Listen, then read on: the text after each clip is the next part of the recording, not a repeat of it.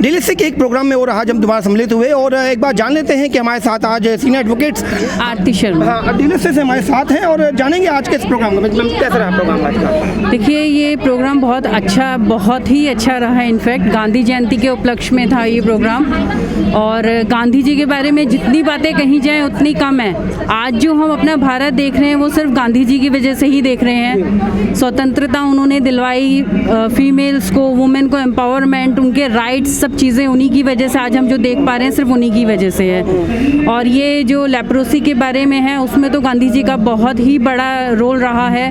वो खुद उनकी जो पर्सनली उनको टेक केयर करते थे, उनको फूड शेल्टर सब दिलवाना, ये सब चीज़ें गांधी जी ने खुद पर्सनली करी है। तो लेप्रोसी के पेशेंट्स के साथ जैसे लोग जो भेदभाव करते हैं कि वो अलग रहें, जैसे पुराने टाइम पर होता था गाँव से बाहर निकाल दिए जाते थे, उनके साथ कोई बैठता नहीं था, बात नहीं करता था, अब वो चीज़ें बहुत हद तक कम हो चुकी हैं। और गवर्नमेंट भी बहुत सारे इस तरीके के असाइलम्स बना रही हैं जिसके अंदर जो पेशेंट्स होते हैं उनको शेल्टर, फूड और ट्रीटमेंट वगैरह, मेडिकल ट्रीटमेंट वगैरह सब दिया जाता है। अच्छा मैम, डीएलएसए के बारे में थोड़ा प्रकाश डालेंगे, क्या डीएलएसए? बिल्कुल।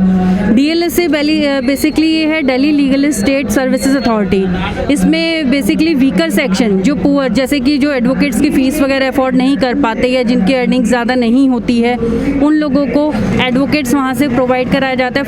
फ्री लीगल कंसल्टेंसी उनको प्रोवाइड करी जाती है। और जो महिलाएं हैं, जो बच्चे हैं और जो सीनियर सिटीजन्स हैं, उनको निःशुल्क वहाँ से वकील वहाँ से मिलते हैं ताकि वो अपने राइट्स के लिए लड़ सकें और केस में अपने जो भी उनके कोर्ट में केसेस वगैरह डालने होते हैं वो डाल सकते हैं। अच्छा मैम, जैसे कि डीएलएसए काफ़ी सारी एनजीओ के साथ मिलकर कार्य कर रहा है, और मैंने सुना है कि इसका कि कोई भी राजनीतिक रंग नहीं दिया जाता और कोई भी राजनेता या कोई भी पॉलिटिकल इसमें शामिल नहीं होता। जी। मैंने आज प्रोग्राम में देखा कि मेयर साहब आए हुए थे और यहाँ के निगम पार्षद भी इस प्रोग्राम में सम्मिलित हुए। किस तरीके से देखते हैं? देखिए बेसिकली ये लोगों का सिर्फ एक नज़रिया है। मेयर साहब या जो काउंसलर जो आते हैं यहाँ पर, वो ऐसा नहीं है कि कुछ पॉलिटिकल इन्वॉल्वमेंट उन लोगों को दिखानी होती है। बेसिकली क्योंकि वो लोग उस एरिया से हैं, उस एरिया में वो लोग वर्क करते हैं, जनता की सेवा करते हैं, इसलिए अगर हम उनको रिगार्ड देते हैं तो वो कुछ पॉलिटिकल इन्वॉल्वमेंट नहीं होता। नहीं, जैसे कि मैंने सुना है कि कोई भी पॉलिटिकल का नाम नहीं आएगा। मैं कुछ प्रोग्राम्स में रहा तो यदि क्षेत्रीय विधायक या क्षेत्रीय कोई मंत्री है या निगम पार्षद है तो उसको पॉलिटिकल माना जाएगा या नहीं माना जाएगा? देखिए मेरे हिसाब से बिल्कुल नहीं है, क्योंकि जो जिस क्षेत्र में काम करता है और लोगों की सेवा करता है, अगर हम उनको वेलकम करते हैं, उनको रिगार्ड देते हैं, तो वो पॉलिटिकल इन्वॉल्वमेंट मेरे हिसाब से बिल्कुल भी नहीं है। अच्छा, जैसे डीएलएसए का एक मैं बहुत बार गया और जानने की कोशिश करी, क्योंकि डीएलएसए का जो अहम भूमिका इस समय एक बहुत ही गरीब तबका या निम्न तबके को न्याय दिलाने के लिए जो प्रक्रिया रख रही है और जो जटिलताएं हैं उनको साधारण करने की कोशिश भी है, और बहुत अच्छा काम है। तो कहीं ना कहीं लग नहीं रहा है कि थोड़ी अवेयरनेस की कमी है, जनता में जागरूकता ज़्यादा होनी चाहिए? देखिए अवेयरनेस की कमी, हम इस बारे में इसको नहीं बोलेंगे, क्योंकि हम लोग जो हैं अपनी तरफ से पूरी कोशिश कर रहे हैं। हम लोग बहुत सारे कैंप्स ऐसे लगाते हैं, हम लोग छोटी छोटी कॉलोनियों में, छोटे छोटे तबके में जाकर के हम लोग लीगल अवेयरनेस देते हैं ताकि लोगों को पता चल सके कि डीएलएसए नाम की कोई चीज़ है और वो उनको लीगल कंसल्टेंसी प्रोवाइड कराती है, लीगल एड प्रोवाइड कराती है, उनको हेल्प करती है। हम लोग खुद पर्सनली जा करके लोगों को अवेयर कराते हैं, और बाकी हम लोगों की और पूरी क्या प्रोसेस होता है? मैं छोटे शब्दों में जानना चाहूँगा कि यदि कोई डीएलएसए से हेल्प लेना चाहे। देखिए इसका एक हेल्पलाइन नंबर है 1516। इस पे डायरेक्ट कोई भी पर्सन उसके ऊपर कॉल कर सकता है, चाहे वो बच्चा हो, फीमेल हो, चाहे सीनियर सिटीजन हो, चाहे वीकर सेक्शन से हो, कोई भी उस पर डायरेक्ट अप्रोच कर सकता है। या फिर जितने भी डिस्ट्रिक्ट कोर्ट्स हैं उसमें डीएलएसए के एक ऑफिसेज बने हुए हैं हर डिस्ट्रिक्ट के, आप वहाँ पर डायरेक्ट आकर के भी अप्रोच कर सकते हैं। इनफैक्ट पीएलवी के थ्रूज भी आप वहाँ पर आकर के अप्रोच कर सकते हैं, और वहाँ पर आपको कोई किसी भी तरीके की कानूनी आपको सलाह चाहिए वो कानूनी सलाह दी जाती है। और अगर आपका कोई केस चल रहा है या आपको अपने राइट्स के लिए लड़ना है तो उसके अकॉर्डिंगली आपको वहाँ से एडवोकेट प्रोवाइड कराए जाते हैं। कल्पना पीलवी हमारे साथ हैं, एक बार बात कर लेते हैं। ये निष्काम सेवा है, किस तरह देखते हैं? सर ये निष्कामी सेवा है कि जो आज हम मतलब 10 साल से फील्ड में घूम रहे, जैसे अभी आपने पूछा कि क्या लोगों को मतलब अवेयर है या नहीं है, तो वकील साहब की मेरी मतलब जो कलंदर कॉलोनी जैसी जगह है जहाँ लोग अंदर एंट्री भी नहीं करना चाहते, वहाँ जा के हमने लोगों को समझाया है, और वहाँ पे इतने सारे केस उन लोगों के जाते हैं, वो फ्री में उनको वकील मिलता है, ऐसी कोई दिक्कत नहीं है। ऐसी जरूरत नहीं है कि कोई पीएलवी से ही बात करे या लॉ लॉयर से बात करे या लॉयर को फ़ोन करे कि मैडम मैं यहाँ पे आ गया हूँ और मुझे क्या फ्री में वकील मिल जाएगा, वो सिर्फ बिना पूछे DLSA में चले जाए, रूम नंबर 35-36, तब भी उसका वेलकम है। वो अपनी आधार कार्ड की कॉपी लेके जाए, अपनी खुद की 2 फोटो लेके जाए, यदि वो किसी कैटेगरी में आता है वो उसका सर्टिफिकेट लेके जाए, उसको तुरंत वहाँ पर लॉयर मिलता है। BS वर्मा जी हमारे साथ हैं, सीनियर सिटीजन हैं, और आज का ये प्रोग्राम किस तरीके से देख सकते हैं सर? माननीय जैन साहब, मैं पहले तो आपका आभार प्रकट करूंगा कि आपने मेरे जैसे नाचीज़ को यहाँ इस योग्य समझा है कि उनसे कुछ सवालात किए जाएं।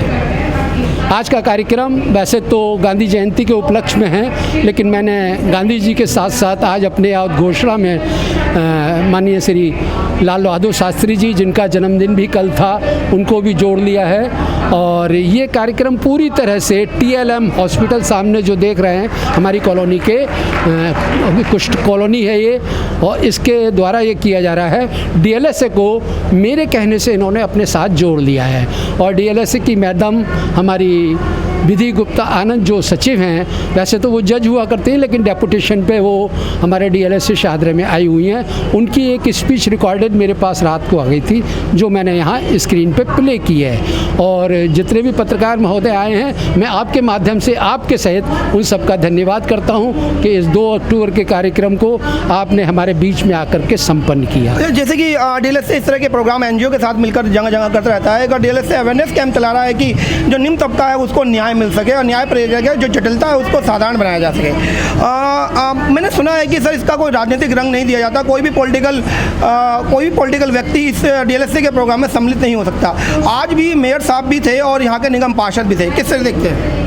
जैन साहब, मैं आपको ये कहूँगा, थोड़ा सा अगर आप इस प्रोग्राम में आए थे और आपको सूचना थी कि मेयर साहब इसमें आएंगे, तो आपको थोड़ा सा होमवर्क करके आना चाहिए था। मेयर किसी पार्टी विशेष का नहीं होता है, मेयर उस डिस्ट्रिक्ट का, उस ज़िले का प्रथम नागरिक होता है।